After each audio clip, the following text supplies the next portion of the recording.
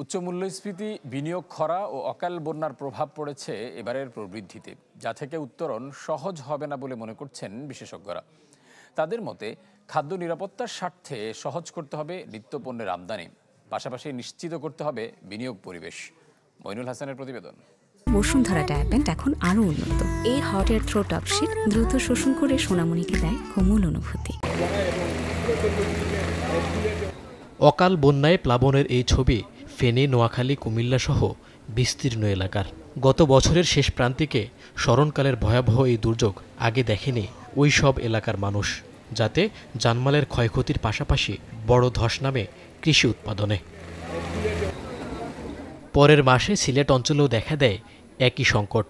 ফসলের পাশাপাশি অপূরণীয় ক্ষতি হয় মৎস্য ও প্রাণী সম্পদে। পরপর 2 দফা প্রাকৃতিক দুর্যোগের নেতিবাচক প্রভাব স্পষ্ট হয়েছে জিডিপি প্রবৃদ্ধিতে। বিবিএসের তথ্য অনুযায়ী আগের 2 বছর কৃষিতে প্রায় 3.5% হারে প্রবৃদ্ধি হলেও চলতি অর্থ বছরে তা নামতে পারে অর্ধেকে। সরবরাহে যাতে কোনো ধরনের সমস্যা না হয়, আমরা আমদানিটা যাতে সময় মতো করতে পারি, আমাদের স্টকটা যাতে ভালো থাকে, প্রয়োজন মাফিক যাতে আমরা ওএমএস এবং অন্যান্য কার্যক্রম, সোশ্যাল সেফটি নেট প্রোগ্রাম যেগুলো আছে, সামাজিক নিরাপত্তা, সেগুলো যাতে আমরা করতে পারি, সেটার দিকে আমাদের নজর রাখতে হবে।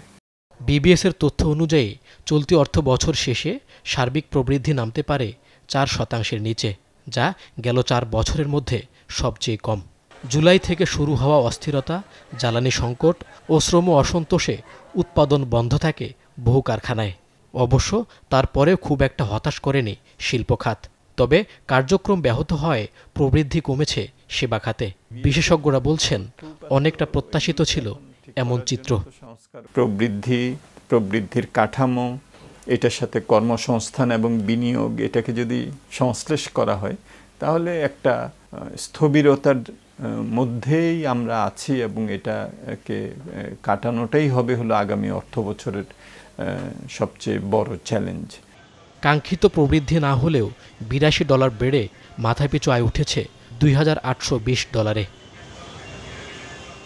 মইনুল হাসান, চ্যানেল 24, ঢাকা।